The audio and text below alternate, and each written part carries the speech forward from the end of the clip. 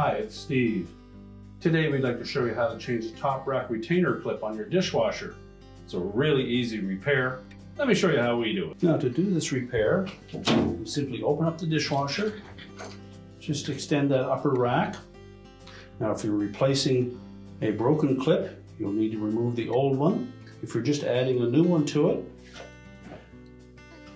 just pick the vertical tine that you're going to install it on.